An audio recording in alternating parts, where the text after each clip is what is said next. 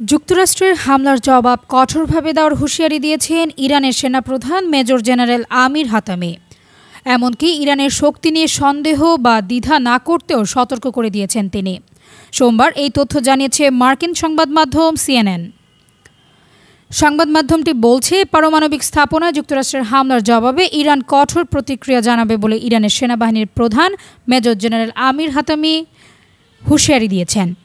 একাধিক সংবাদ মাধ্যমে প্রকাশিত ভিডিও বক্তব্যে তিনি বলেন, আমাদের ইতিহাসে আমেরিকার মুখোমুখি আমরা বহুবার হয়েছি। যখনই তারা আমাদের দিকে এগিয়ে এসেছে, তারা তীব্র ও শক্তিশালী জবাব পেয়েছে। তিনি আরও বলেন, লড়ব নিজেদের সম্মান, স্বাধীনতা ও সুখের জন্য। শহীদের সংখ্যা আমাদের থামায়নি, বরং সাহস দিয়েছে। আমাদের শক্তি নিয়ে সন্দেহ করো না। জেনারেল হাতামি সম্প্রতি ইরানের সেনাবাহিনীর শীর্ষ পদে দায়িত্ব নিয়েছেন। কয়েকদিন আগেই তিনি এই পদে নিয়োগ পান। মূলত ইসরায়েলের সাম্প্রতিক হামলায় নিহত শীর্ষ সামরিক কর্মকর্তাদের জায়গায় নতুন নেতৃত্ব বসানো হচ্ছে।